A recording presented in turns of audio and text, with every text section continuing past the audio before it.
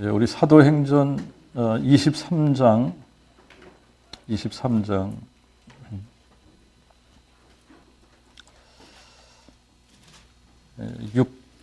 7절, 8절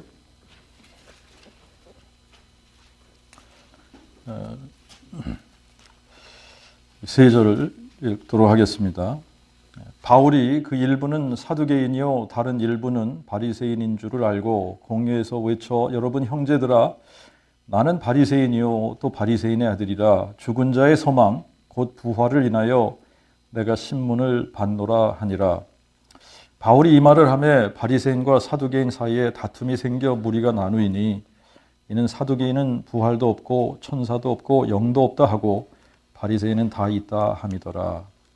한 장 더 넘겨서 24장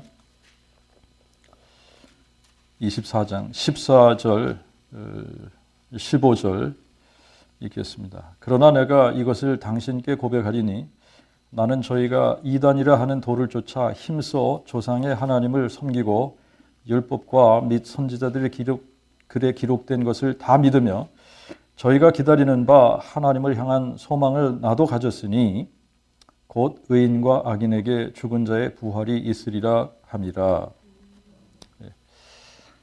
우리 로마서 10장 9절 로마서 10장 9절 내가 만일 내 입으로 주 예수를 시인하며 또 하나님이 그를 죽은 자 가운데서 살리신 것을 내 마음에 믿으면 구원을 받으리라. 아멘.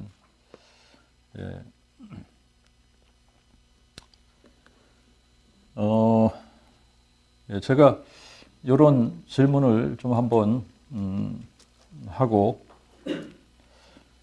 좀 우리 성경을 같이 보도록 하겠습니다. 만약에 요즘 그 젊은 엄마들에게 이제 임신을 해서 태아에 아이들이 자라고 있다. 그런데 이제 그 아기들이 어떤 아기가 태어났으면 좋겠냐? 이제 머리가 비상하게 좋은 아이, 아니면 이제 머리는 뭐 그렇게 안 좋아도 마음이 심이 예쁘고 착한 아이. 그러면 여러분들 생각에 요즘 엄마들이, 요즘 아빠들이 어떤 아기를 원할까요? 예?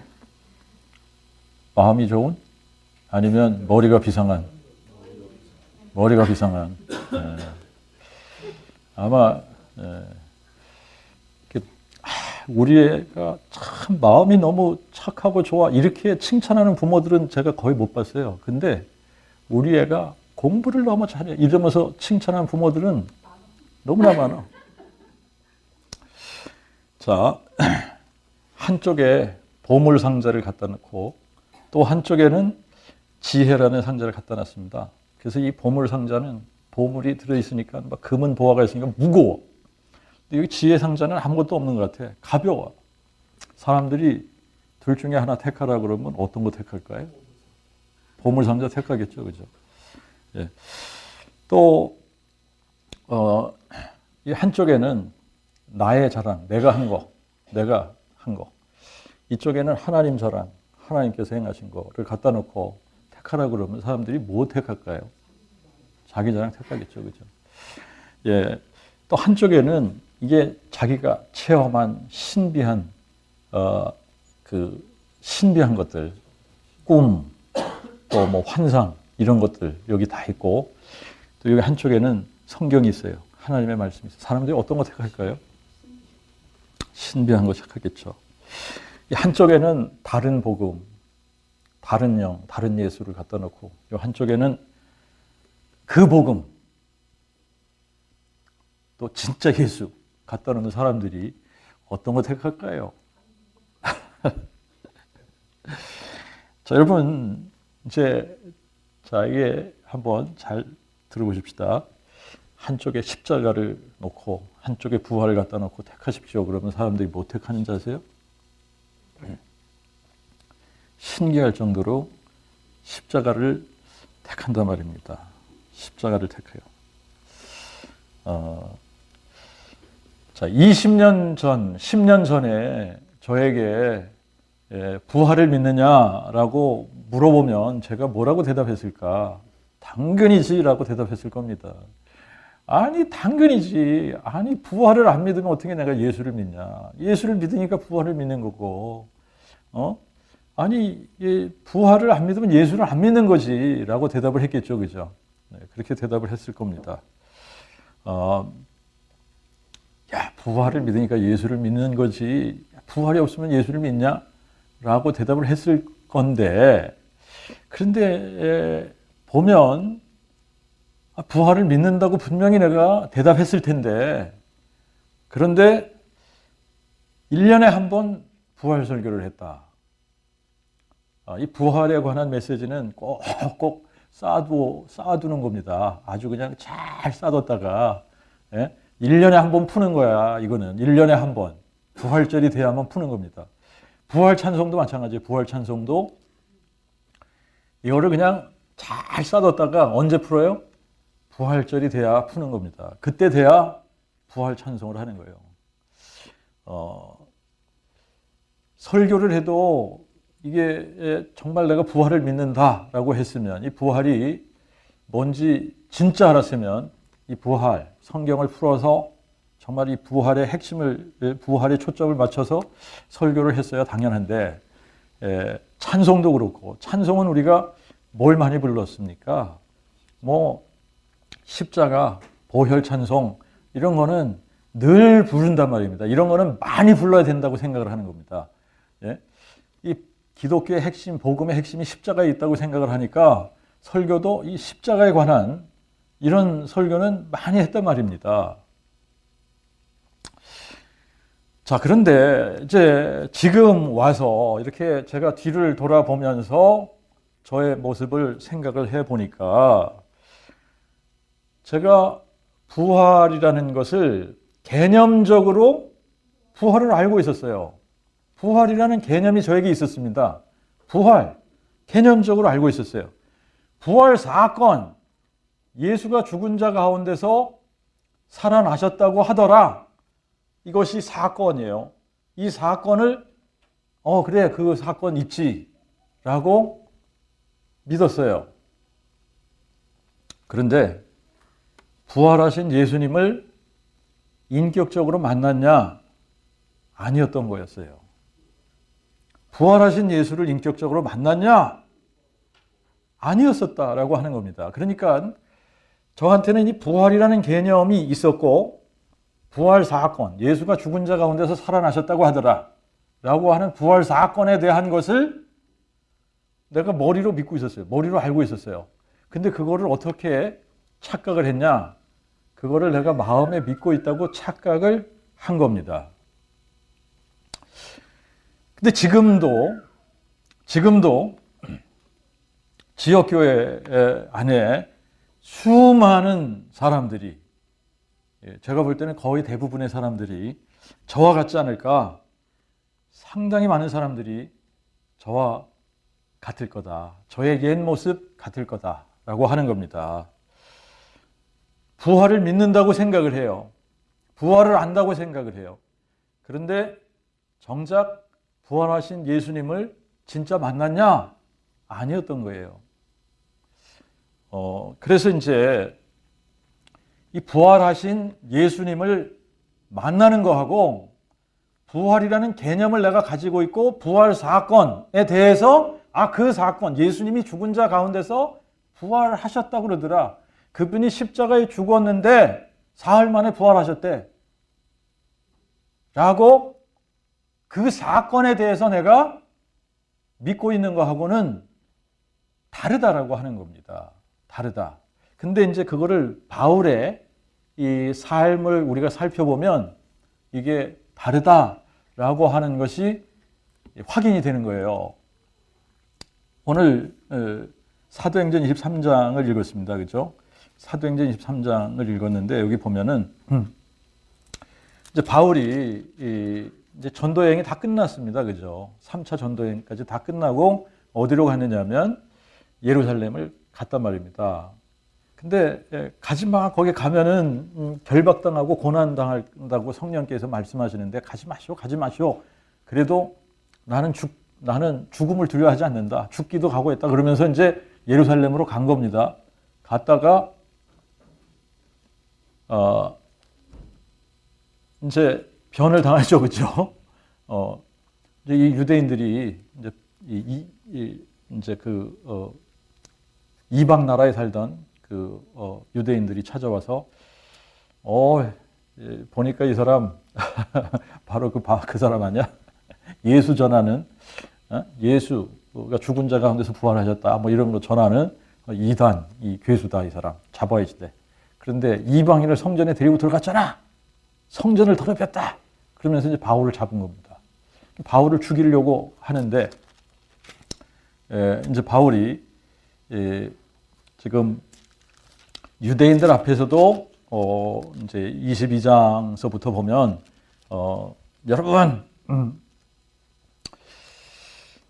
제 말을 좀 들어보십시오. 그러면서 이제 자기의 간증을 하게 됩니다. 22장서부터 시작을 하는 거예요. 그래서 그때부터 시작을 해서 이제 계속해서 이 지금 총독 앞에 서서 자기를 변명하게 되죠. 자기를 변호하게 되죠. 그러면서 자기의 신앙을 디펜드하기 시작을 하는데 이제 23장에 보니까 이제 이 공회원들이 유대인들 공회원들이 이제 다 모여가지고 지금 바울을 송사를 하고 바울은 자기를 변호하고 그러면서 바울이 이렇게 그 공회원들을 이렇게 딱 보니까 일부는 바리새파 사람들, 일부는 사두개파 사람들이라는 게 딱 보였어요. 자, 그러니까 바울이 이렇게 대답을 한 겁니다. 나는 바리새인이다. 그리고 나는 바리새인의 아들이다. 죽은 자의 소망, 곧 부활을 인하여 내가 신문을 받는다. 이 말을 하니까 졸지에 바리새파 사람들과 사두개파 사람들 사이에 막 다툼이 일어났습니다. 그죠? 왜 그러냐? 사두개파 사람들은 부활도 없고 천사도 없고 영도 없다. 바리새파 사람들은 어떻게 믿어요? 다 있다고 믿어요. 다 있다고 믿어요.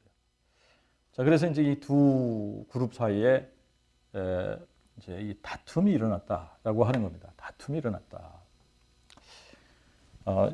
이거를 보면서요, 지금 무슨 생각이 드느냐면, 참 우리가 같은 민족이지만, 이 정치적인 이념이 다르면 어떻게 됩니까? 이게 분리가 되죠. 분리가 돼서 다툽니다, 서로. 다투잖아요, 그렇죠? 정치적인 이념 가지고도 그래요. 그런데 이 종교적인 차이, 이 종교라고 하는 그 테두리 안에서도 우리는 다 같은 사람들이야 라고 생각을 하지만 다른 것을 믿을 때 이 사람들이 다투게 되어져 있어요. 다투는 겁니다. 자, 그러니까 지금도 우리가 그 복음으로 가지 않으면 교회는 하나 되지 않습니다. 절대 하나 되지 않습니다. 그 복음 안에서만 하나가 될 수 있는데 우리가 교회의 현실을 들여다보면 지금 그 복음을 가지고 있는 교회들이 흔치 않고 또 그 복음을 가지고 한다고 하면서도 또 다른 생각들을 가지고 있다. 그러면 어떻게 돼요? 이게 그 복음 안에서 하나가 안 되는 거 아닙니까? 그죠? 그러니까 진짜 그 복음이 아닌 거다라고 하는 겁니다. 근데 어쨌든 그 복음이 굉장히 중요한 건데 이제 바울이 지금 이제 벨릭스 앞에서도 자기를 변호했지만 이제 총독이 바뀌면서 또 다시 지금 자기 자신을 또 변호하게 되죠, 그죠? 그래서 이제 다시 한번 자기가 자기 자신을 그 총독 앞에서 이제 변호를 하면서 이런 말을 합니다. 이제 24장에 가서 보면 바울이 벨릭스 앞에서 또 한번 이런 식으로 변호를 합니다. 이에 총독이 바울에게 머리를 끄덕여 말하라. 그러니까 그가 대답하되 24장 10절을 읽고 있습니다. 당신이 여러 해 전부터 이 민족의 재판장 된 것을 알고 내가 나 자신에 대하여 기쁘게 변명하나이다. 당신이 아실 수 있는 바와 같이 내가 예루살렘에 예배하러 올라간 지 열 이틀밖에 못 되었고 저희는 내가 성전에서 누구와 변론하거나 회당이나 성중에서 무리를 소동케 하는 것을 보지 못하였으니 이제 나를 송사하는 일에 대하여 저희가 능히 증거를 댈 수도 없나이다. 그러나 내가 이것을 당신께 고백하리니 나는 저희가 이단이라 하는 도를 쫓아 힘써 조상의 하나님을 섬기고 율법과 및 선지자들의 글에 기록된 것을 다 믿으며 저희가 기다리는 바 하나님을 향한 소망을 나도 가졌으니 곧 의인과 악인에게 죽은 자의 부활이 있으리라 함이라. 여기서 바울이 저희가 라고 하는 이 저희들이 누굽니까? 14절에 보세요. 14절에 보면 바울이 뭐라 그러냐면 나는 저희가 이단이라 하는 도를 쫓아 힘써 조상의 하나님을 섬기고 율법과 및 선지자들의 글에 기록된 것을 다 믿는다. 저희가 누구예요? 저희가. 지금 바울을 송사하는 유대인들이죠. 유대인들이에요. 15절에 보세요. 저희가 기다리는 바, 여기서 저희는 또 누구예요? 여기서는 선지자들로 갑자기 바뀌었어요? 똑같이 유대인들을 얘기하고 있는 겁니다. 그잖아요. 그 바리새인들, 서기관들, 율법사들, 사두개인들은 이제 이런 거를 안 믿는데 이 바리새인들이 이제 이 율법 학자들이란 말입니다. 이들은 이런 걸 다 믿었단 말입니다. 자, 그러면서 이 사람들이 저희가 기다리는 바 하나님을 향한 소망을 나도 가졌으니 이 사람들도 뭘 가졌다는 거죠? 하나님을 향한 소망을 가졌다는 거예요. 이 사람들도 뭘 가졌다는 거죠? 의인과 악인에게 죽은 자의 부활이 있다고 믿었다는 겁니다. 저희들도 그렇게 믿었다는 거예요. 저희들이 그렇게 믿은 것처럼 나도 그렇게 믿는다. 이 얘기하는 거 아닙니까 지금? 그 얘기하는 거 맞죠?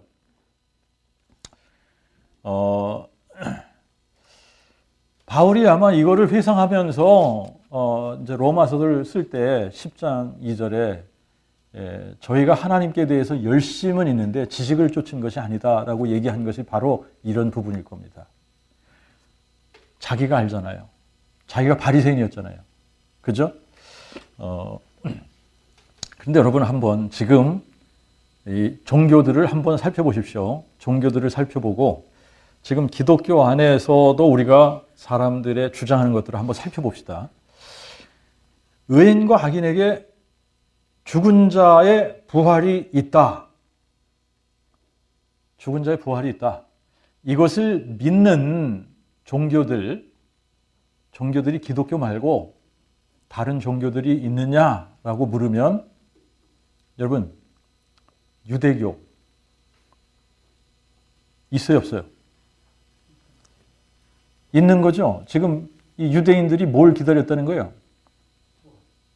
의인과 악인에 대해서 부활이 있다. 부활이 있다. 그러니까 유대교에도 부활을 믿는다. 부활, 너희들 부활 믿어? 그러면 그 사람들이 뭐라고 대답할 겁니까? 부활 믿지라고 대답할 거 아닙니까? 그죠? 이슬람, 무슬림들에게 부활 믿냐고 물어보면 그 사람들이 부활 믿는다고 대답합니다. 부활 믿는다고 대답해요. 그런데 문제는 뭐냐? 그들이 생각하는 부활과 우리가 이야기하는 부활이 다르다는 거예요. 그러니까 부활이라는 개념을 가지고 있는데 그 부활이라는 개념을 서로 다르게 생각하고 있는 거예요. 똑같이 부활이라는 얘기를 합니다. 단어는 똑같은 부활이에요. 똑같은 부활, resurrection을 이야기하는데 한 사람은 다른 개념을 가지고 부활을 얘기하고 있고 나는 예수가 죽은 자 가운데서 실제로 그 육체가 부활했다 생각하고 부활을 이야기하지만 다른 사람은 그렇게 듣지 않을 수 있다라고 하는 겁니다. 자, 그런데 이게 무서운 게 말이죠. 뭐 다른 종교는 다른 종교라고 합시다. 근데 기독교 안에서 여러분 제가 깜짝 놀란 거, 신천지가 부활을 얘기할까요, 안 할까요? 제가 확인을 해봤어요. 신천지 부활을 얘기하더라고요. 여러분, 이단들이 부활 얘기 안 할까요? 부활 얘기합니다. 그런데 개념이 다른 거예요. 다른 개념으로 부활을 얘기하는 겁니다. 그런데 기독교 안에서도 마찬가지예요. 기독교 안에서도 개신교라고 하는 이 뭐 정통 기독교라고 하는 이 기독교 안에서도 예수의 십자가의 죽음에 대해서는 다른 이견을 가지고 있는 사람들이 거의 없지 않습니까? 예수가 십자가에 죽었다. 이거 다 그냥 다 이게 통일된 겁니다. 예수가 십자가에 죽었다. 이거는 통일된 겁니다. 근데 예수가 죽은 자 가운데서 부활하셨다. 여기에 대해서는 이견이 있는 거예요. 다른 생각들이 있는 겁니다. 육체로 부활한 걸 얘기하는 게 아니야. 영이 부활하셨다는 거지.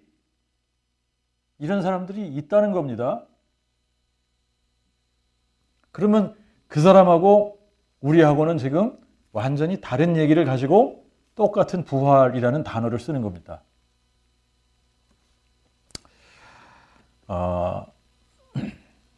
자, 이제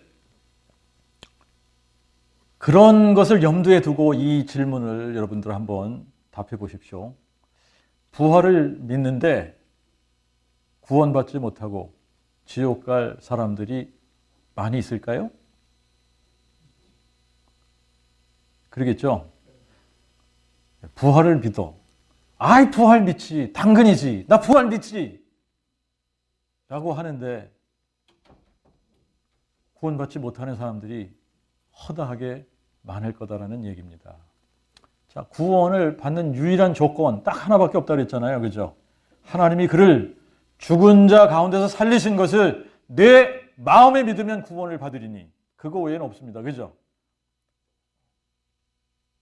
예수가 죽은 자 가운데서 살아나셨다. 이거를 마음에 믿으면 구원을 받는 겁니다. 그런데 이걸 마음에 믿지 못하면 구원받지 못하는 거예요. 그러니까 우리가 예수 믿는다, 예수 믿으면 구원받아 라고 하는 것은 다시 말하면 예수가 죽은 자 가운데서 살아나셨다. 이거를 믿어야 된다는 얘기예요. 그거 나 예수 믿어 그러는데 예수가 죽은 자 가운데서 살아나셨다는 걸 마음이 믿는 거야? 그게 안 되면 예수 믿는 게 아니라는 얘기를 하고 있는 겁니다. 자, 그러니까 이제 부활을 믿는다라고 스스로 착각을 하고 있는데 부활을 안 믿는 사람들이 성경에서 이야기하는 그 부활을 믿지 못하는 사람들이 꽤 많이 있다라고 하는 거고요.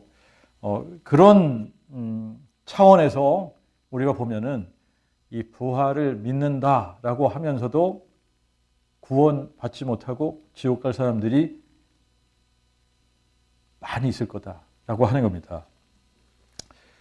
자, 이제 우리가 지금 이 바울에 관한 이 부분을 우리가 살펴보면 답이 사실은 금방 나오게 되어져 있는데, 이제 바울이 변화되기 전에 사울이었죠, 그죠?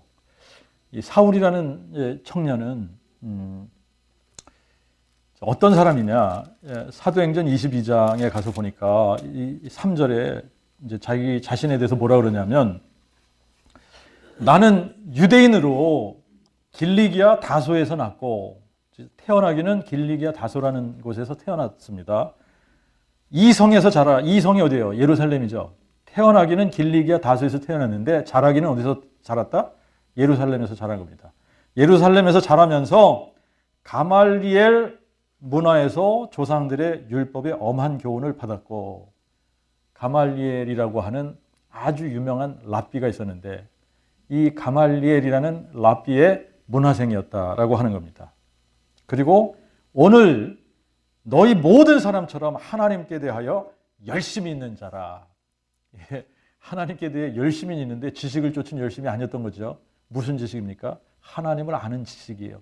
하나님을 아는 지식이 없이 그냥 어떤 면에서는 상당히 맹목적으로 어떤 열심, 율법에 대한 열심을 가졌던 사람이다 이야기하는 겁니다. 어느 정도 열심이냐? 내가 또 이 도를 핍박하여, 여기서 이 도는 뭘까요? 이 도가 뭘까요? 예수가 십자가에 죽었다 이걸까요? 아니면 너희가 십자가에 못 박아 죽인 이 예수를 하나님이 살리셨고 우리가 다 이 일의 증인들이야. 예수가 죽은 자 가운데서 부활하셨어. 이거를 얘기하는 걸까요? 예수가 지금 초대교회 사람들이 전파하고 다니는 게 뭐예요? 예수가 죽은 자 가운데서 부활하셨다 이거 아닙니까? 그러니까 이거를 핍박했다는 거예요. 예수가 죽은 자 가운데서 부활하셨다 이거를 핍박했다는 겁니다.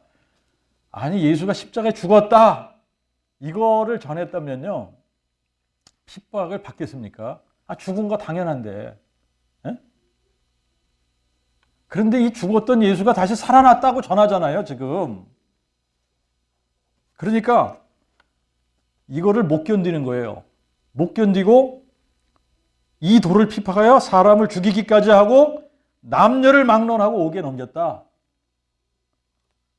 그런데 이 사람이 어떤 사람이냐?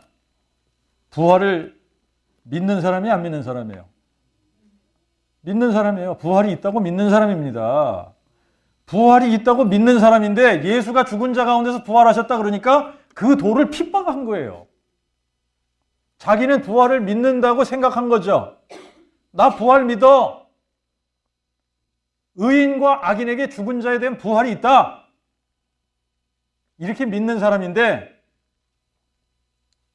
예수가 죽은 자 가운데서 부활하셨다.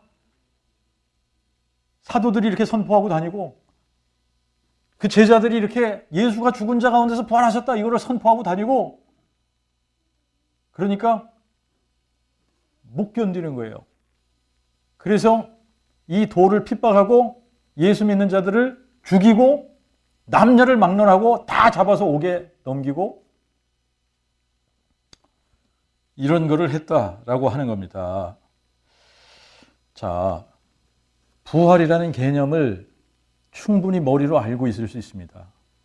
그래서 부활, 당근이지, 나 부활 믿어 라고 얘기할 수 있습니다. 부활 믿어. 그런데 예수가 죽은 자 가운데서 살아나셨다! 이거를 선포하면 못 견디는 인생들이 있는 거예요. 아니 여러분 부활을 얘기할 때 우리가 뭘 얘기하는 겁니까? 예수가 살아나셨다. 이거 얘기하는 거 아니에요? 예수가 죽은 자 가운데서 살아나셨다. 예수가 죽은 자 가운데서 살아나셨다. 다시 말하면 예수는 살아계신 하나님이시다. 이거 얘기하는 겁니다. 예수는 살아계신 하나님이야. 이거를 선포하는 건데 이거를 못 견디는 인생들이 있는 거예요. 그래서 참 이상할 정도로 이거를 깨닫지 못하는 인생들이 이 부활을 전하면 이단몰이를 하는 겁니다. 이단몰이. 이단이다. 그런데 여러분 얼마나 이게 무서운 건가 보십시오. 예수가 죽은 자 가운데 살아나셨다. 이거를 선포하면 누가 싫어하죠? 마귀가 싫어하죠? 그런데 예수가 죽은 자 가운데서 살아나셨다. 이거를 선포하는데 이단몰이를 해가면 이 사람들은 뭐라는 거예요?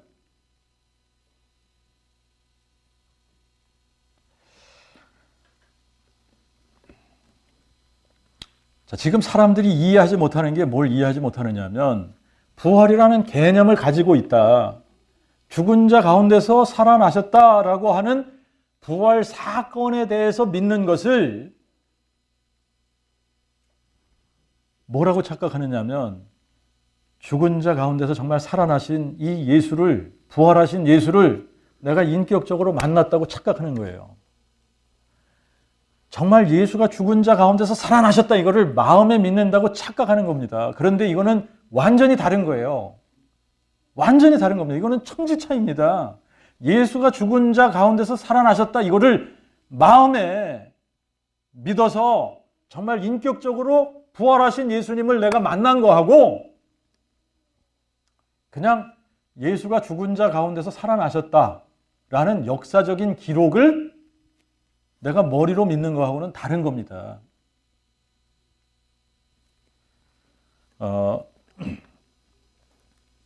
자, 이렇게 예수가 죽은 자 가운데서 살아나셨다. 십자가에 못 박아 죽인 그 예수를 사흘 만에 하나님이 살리셨다. 그래서 예수가 죽은 자 가운데서 살아나셨어. 라고 하는 역사적인 이 기록을, 역사적인 사실을 머리에 믿는 이 사람들은 대부분 어떤 열심이 있느냐? 종교적인 열심이 있습니다. 종교적인 열심. 이 종교적인 열심이 뭔가를 여러분들이 한번 이제 살펴보십시다.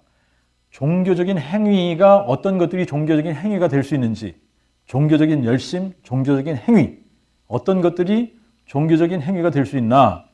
예배 안 빠지고 참석하는 거, 종교적인 행위 될 수 있죠. 예배를 열심히 참석하는 겁니다. 뭐 주일 예배 안 빠지고, 또 수요일 예배 안 빠지고 있으면, 또 금요일 날 뭐 철야 예배 안 빠지고, 매일 새벽 예배 안 빠지고 예배를 열심히 참석하는 겁니다. 열심히 참석하는 거예요. 기도회 있으면 안 빠지고 참석하는 겁니다. 기도도 종교적인 열심이 될 수 있다 없다? 종교적인 행위가 될 수 있죠. 자, 그 다음에 성경 공부 모임 열심히 안 빠지고 성경 공부한다 그러면 쫓아다니는 그런 사람들 있죠. 이것도 종교적인 행위가 될 수 있죠. 전도, 봉사, 구제 이런 거 다 뭐가 될 수 있죠? 종교적인 행위가 될 수 있죠. 또 선교 역시 종교적인 행위가 될 수 있는 거 아십니까? 선교, 또 단기 선교 이런 모든 것들이 종교적인 행위가 될 수 있어요.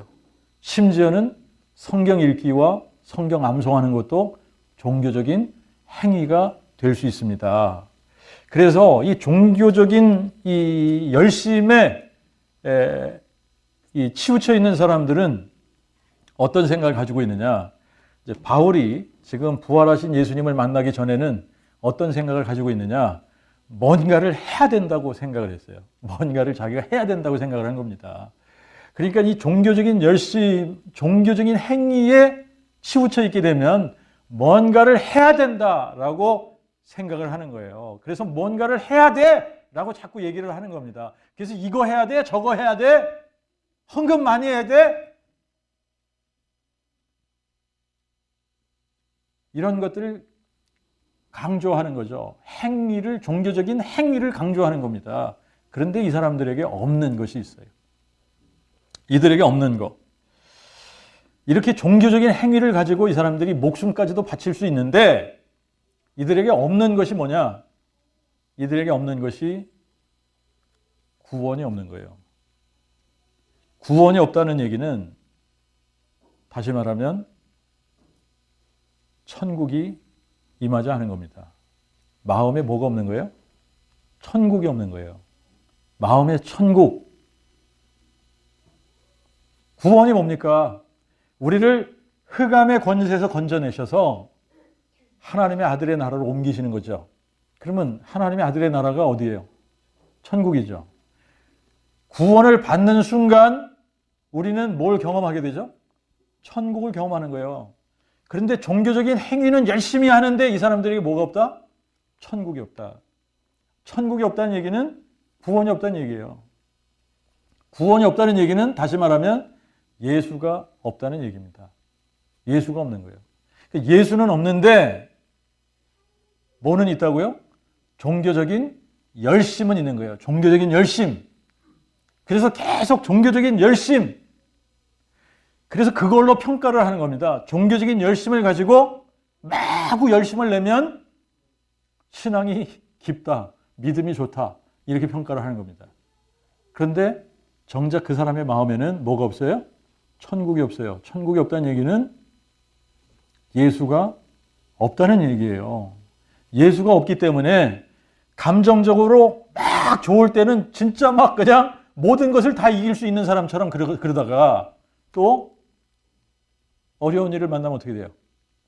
확 주저앉다가 또 감정적으로 업이 되면 또 잘 미는 것 같이 이러다가 업앤다운 하는 겁니다. 이거를 정상적인 거라고 생각을 해요. 그런데 예수님은 절대 이게 정상적이라고 얘기하지 않습니다.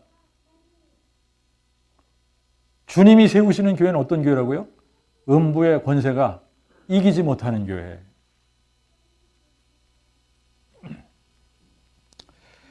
자, 이 음부의 권세가 이기지 못하는 교회, 천국이 임한 사람들을 얘기하는 겁니다. 천국이 임했어요. 마음에 구원이 이루어진 겁니다. 구원이 흑암의 권세에서 건짐을 받은 거예요. 이제는 예수님이 다스리시는 거예요. 그러니까 주인이 바뀌었다는 얘기입니다. 주인이 더 이상 내가 아닌 거예요. 예수님이 주인 되신 거예요. 예수님이 주인 되신 겁니다. 자, 그러니까 이 예수님이 누구십니까? 평강의 왕 아니십니까? 그러니까 그분이 내 안에 딱 들어오시면 뭐가 임하는 거예요? 내 안에 평강이 임하는 거예요. 평강이. 근데 여러분, 내가 평강해야지 그런다고 나한테 평강이 찾아옵니까? 아니잖아요. 이게 다른 거예요. 평강이라는 거를 내가 추구한다고 평강이 찾아오는 것이 아니라 정말 내 마음에 예수가 죽은 자 가운데서 살아나셨다. 이게 딱 마음에 믿어지는 순간에 천국이 임하면서 평안이 찾아오는 겁니다. 예수님께서 제자들에게 찾아가셔서 제일 먼저 하신 말씀이 내가 너에게 평안을 끼치노라. 내가 너에게 평안을 주노라. 내가 주는 평안은 세상이 주는 평안하고 다르다. 아무도 뺏어갈 수 없고 그 어떤 환경과 상황도 뺏을 수 없는 그 평안을 주시겠다는 거예요. 자, 그 평안이 있으니까 뭐가 있어요? 희락이 있는 거예요. 희락이. 이게 천국이에요. 그런데 부활을 믿는다 라고 하는 수많은 사람들이 평안이 없어. 천국이 마음에 임하질 않아. 희락이 임하질 않아. 희락이 없어요. 누가 없다는 얘기입니까? 예수가 없다는 얘기예요. 다시 말하면. 그러니까 이게 무슨 얘기냐. 내가 부활이라고 하는 개념을 믿고 있다면 부활하신 예수님을 내가 직접 만난 거하고 다른 거예요. 이게 완전히 다른 겁니다. 부활이라는 개념을 가지고 있을 수 있어요. 저한테 10년 전에 부활 믿어 그러면 믿는다고 당연히 얘기하겠죠. 그죠? 근데 어떻게 부활을 믿는 사람이 1년에 한 번 부활을 선포할 수 있습니까? 말도 안 되는 거지. 응? 자, 복음이 뭡니까? 그 복음이 뭡니까? 로마서 1장 2절부터 4절에 이 복음은 하나님이 그의 선지자들을 통하여 성경에 미리 약속한 그의 아들에 관한 것으로, 복음은 누구에 관한 거다? 하나님의 아들에 관한 거예요. 하나님의 아들에 관한 거예요. 하나님의 아들에 관한 게 복음인 거예요. 근데 부활이라는 개념은 예수님이 나는 부활이요 생명이라고 말씀하셨지만 사람들이 다른 어떤 개념을 가지고 부활이라고 얘기할 수 있다라고 하는 겁니다. 근데 지금 복음이라고 하는 것이 이렇게 선포되어져야 되는 건데 어떻게 선포되어져야 되느냐? 자, 이 복음의 내용이 이게 부활만 얘기해가지고 되는 게 아니잖아요, 그죠? 온전한 이 복음은 하나님의 아들에 관한 약속인데 이거를 성경의 선지자들 통해서 미리 약속하신 건데 뭘 약속하셨다고요? 육신으로 다윗의 자손으로 오시겠다는 약속, 다윗의 혈통으로 오신다는 약속. 그럼 지금 왜 이단들이 이렇게 많냐? 이단들이 많은 이유가 여러분 요거를 쏙 빼놓고 얘기하기 때문에 그런 거예요. 뭘 쏙 빼놨어요? 그가 육신으로는 다윗의 혈통으로 오신다. 다윗의 자손이시다. 다윗의 자손으로 오신다. 다윗의 자손.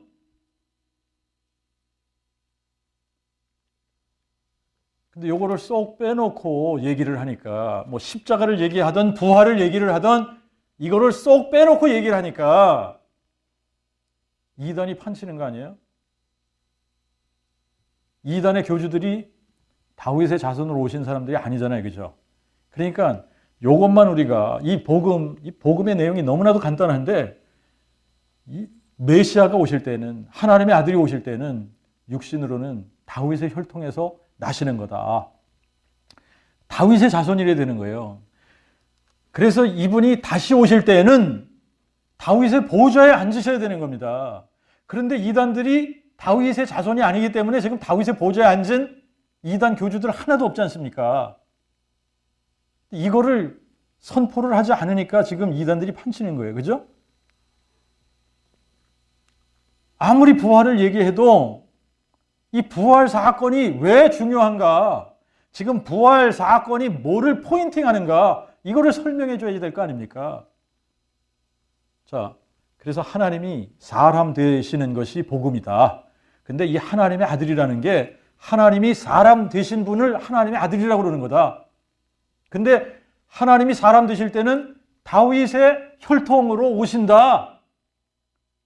근데 이미 오셨잖아요. 그죠? 그래서 지금 오신다 그러면 이분이 다윗의 보좌에 앉으셔야 되는 거잖아요. 그런데 이분을 알아볼 수 있는 유일한 방법이 뭐라 그랬어요?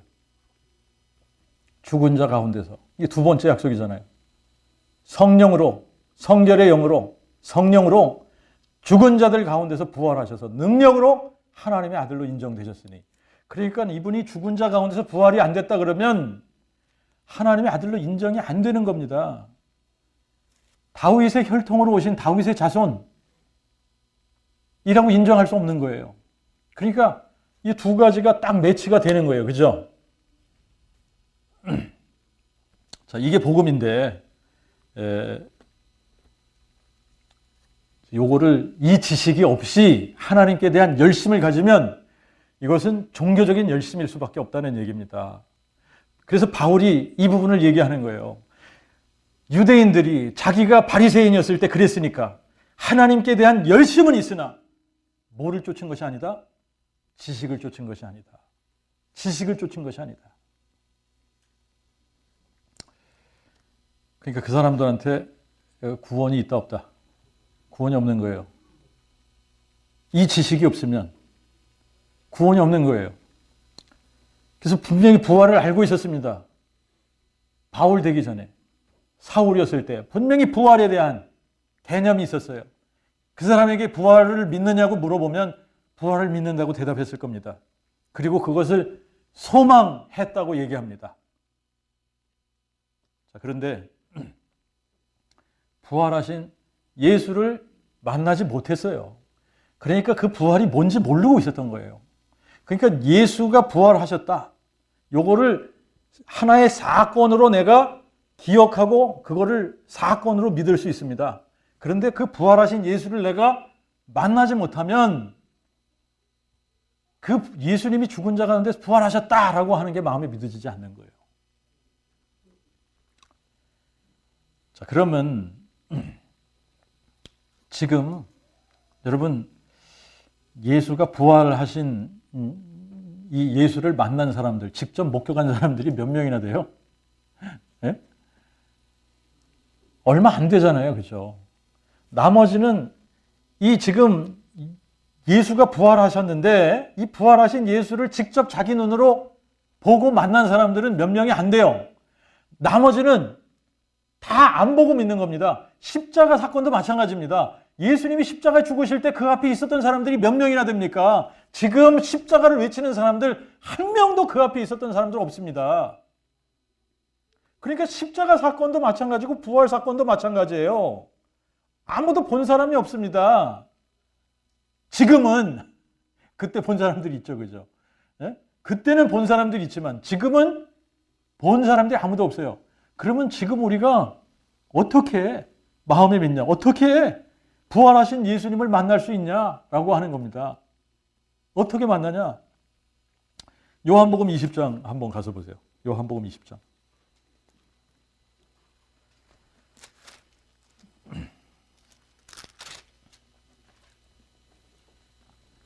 자, 요한복음 20장 26절부터 읽겠습니다. 여드레를 지나서 다시 제자들이 집 안에 있었고 도마도 함께 있었더니 문들이 닫혔는데 예수께서 오사 가운데 서서 이르시되 너에게 평강이 있을지어다 하시고 다시 도마에게 이르시되 내 손가락을 이리 내밀어 내 손을 보고 네 손을 내밀어 내 옆구리에 넣어보라. 그리고 믿음 없는 자가 되지 말고 믿는 자가 되라 하시니 이에 도마가 대답하여 예수께 말하되 나의 주제 곧 나의 하나님이니이다. 예수께서 그에게 이르시되 도마야 너는 나를 본고로 믿으나 보지 못하고 믿는 자들은 실로 복되도다 하시니라. 자, 보십시오. 여기서 지금 뭘 이해해야 되느냐면 보지 못하고 믿는 자들이 복되도다라고 한 이 부분을 사람들이 잘못 이해를 해요. 보지 못하고 믿는 자들이 복되도다라는 거를 그냥 아무런 증거 없이 그냥 믿기만 하면 돼 이런 식으로 이해를 한단 말입니다. 그게 아니에요. 그게 아닙니다. 자, 지금 예수님이 도마에게 너는 믿음이 없는 자가 되지 말고 믿는 자가 되라라고 했을 때 뭘 믿으라는 겁니까? 뭘 믿으라는 거예요? 도마에게 믿으라고 얘기하는 게 뭐예요? 야, 내가 살아났잖아. 내가 살아났어. 내 손을 보고 네 손을 집어넣어서 내 옆구리에 집어넣어 봐. 그리고 내가 살아났다라고 하는 것에 대해서 믿지 못하는 자가 되지 말고 믿는 자가 되라. 내가 살아났잖아. 이 얘기하는 겁니다. 그러면서 너는 나를 본고로 믿으나 예수님이 죽은 자 가운데서 살아난 것을 지금 본고로 믿지만 보고 뭘 믿는다는 거예요? 아, 살아나셨구나. 이걸 믿는 거예요. 그죠? 아, 살아나셨네. 아, 진짜구나. 살아나셨구나. 이렇게 너는 나를 지금 직접 보고서 믿지만 이렇게 보지 못했지만 보지 못하고 믿는 자들은 실로 복되도다. 보지 못하고 믿는 자들, 뭘 믿는다는 거예요? 보지 못하고 뭘 믿는다는 겁니까? 예수가 살아나셨구나. 정말 죽은 자 가운데서 그분이 살아나셨구나. 이렇게 마음에 믿는 자들은 복되다라고 하는 겁니다. 그러면 이 사람들은 직접 보고서 이렇게 믿었지만 안 본 사람들은 어떻게 믿으라는 거예요? 안 본 사람은 어떻게 믿으라는 겁니까? 그게 바로 그 밑에 나오는 거예요. 오직 이것을 기록함은 너희로, 여기서 너희가 누굽니까? 보지 못한 사람들을 얘기하는 거예요. 예수가 죽은 자 가운데서 살아나신 것을 보지 못한 너희들은 예수께서 하나님의 아들 그리스도이심을 믿게 하려고 이것을 기록했다. 또 너희로 믿고 그 이름을 힘입어 생명을 얻게 하려 함이니라. 자, 어차피 지금은요, 십자가를 목격한 사람 하나도 없습니다. 예수가 죽은 자 가운데서 부활을 목격한 사람 하나도 없습니다. 뭘 가지고 믿어야 돼요? 기록된 하나님의 말씀을 통해서 우리가 믿는 겁니다. 기록된 하나님의 말씀을 통해서 믿는 거예요. 어차피 지금은 예수님이 십자가에 못 박힐 때 그 앞에 있었던 사람 하나도 없고 그분이 죽은 자 가운데서 부활하셨을 때 그분을 만난 사람 하나도 없습니다. 안 보고 믿는 거예요. 안 보고 믿는데 어떻게 본 것처럼 믿냐? 기록을 통해서 본 것처럼 믿는 거예요. 기록을 통해서 마음에 믿는 겁니다.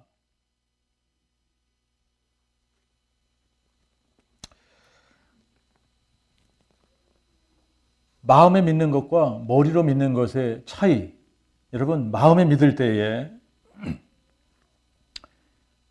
뭐가 진짜 이루어지느냐면, 아, 예수님이 이런 분이구나. 이게 되는 거예요. 아, 그냥 머리로는요, 뭘 다 예수님에 대해서 다 알 수 있는데, 뭐가 안 나오냐? 감탄이 안 나와요. 감격이 안 나오는 거예요. 예수가 이런 분이구나. 정말 예수님이 죽은 자와 산 자의 주가 되시는 분이구나. 이분이 주님이시구나. 이분이 하나님인데 사람이 되셨구나. 아니, 어떻게 하나님이 사람이 되실 수 있느냐? 이걸로 감격이 안 돼요. 감탄이 안 돼요. 여러분, 정말 예수님이 누구신가가 내 마음에 믿어질 때, 아, 정말 이분이야말로 주인이시구나. 이분이야말로 하늘과 땅, 온 우주 만물을 창조하신 창조주고 내 아버지시구나. 이분이 영존하시는 아버지구나. 이분이 전능자 하나님이시구나. 그런데 어떻게 이분이 사람이 되실 수 있냐? 그런데 이분이 어떻게 다윗의 자손이 되실 수 있냐?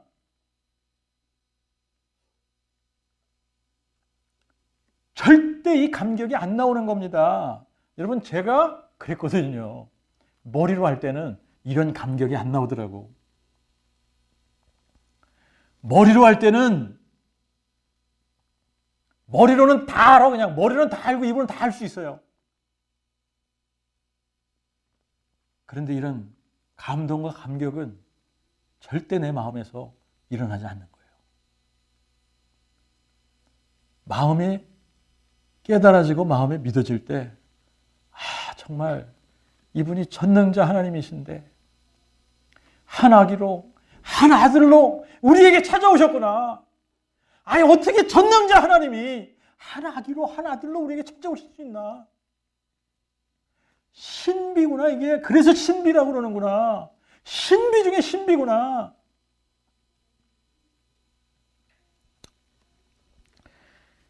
야, 만물 위에 계셔서 세세토록 찬송받으실 그 하나님이 어떻게 사람이 되실 수 있냐?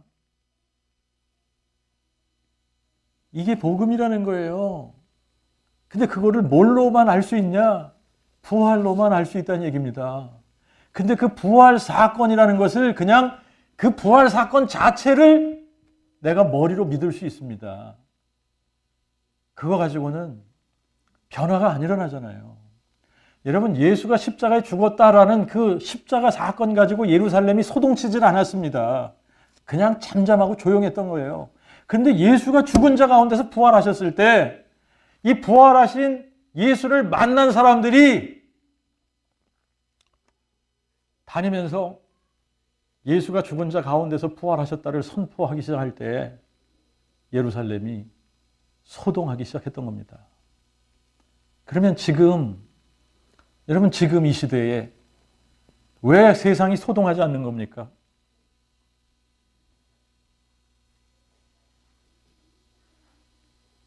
머리로는 부활의 개념이 있어요.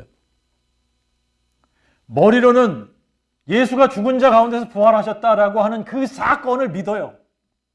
그런데 뭐가 안 된 겁니까? 죽은 자 가운데서 부활하신 그 예수를 내가 직접 만나는 경험이 없었던 거예요. 그러니까 마음에 부활하신 예수님이 없는 거예요. 다시 말하면 그냥 껍데기만 있는 거 아닙니까? 껍데기만.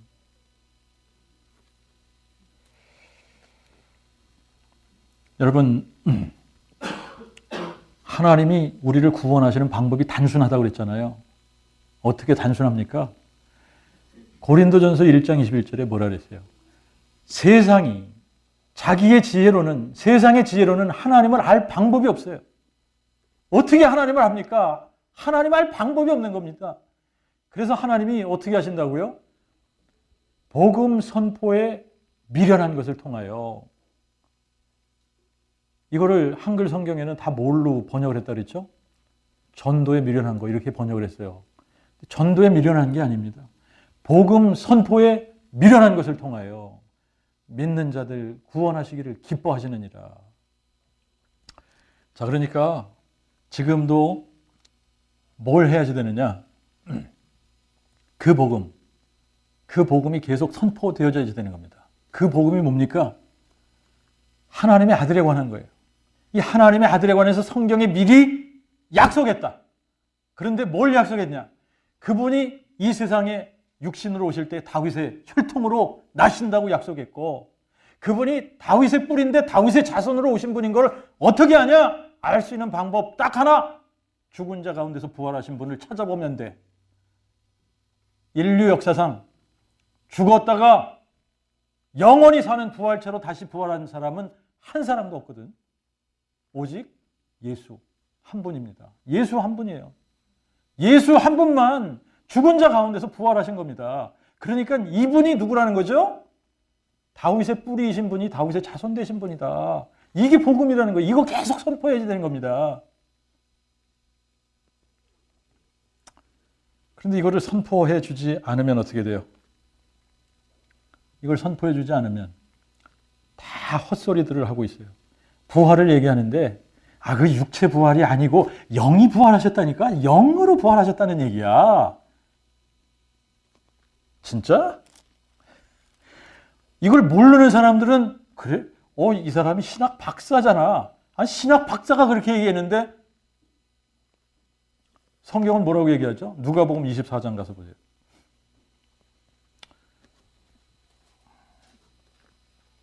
누가복음 24장 36절부터 읽겠습니다.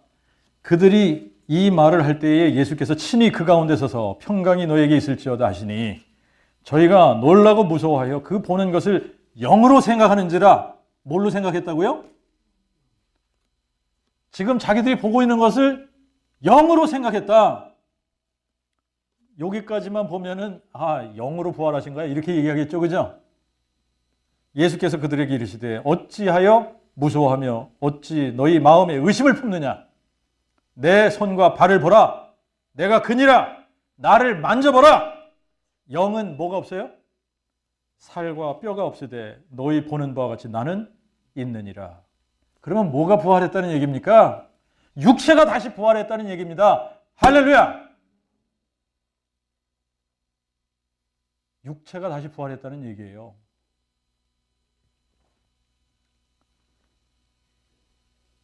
자, 육체가 다시 부활하셨어요.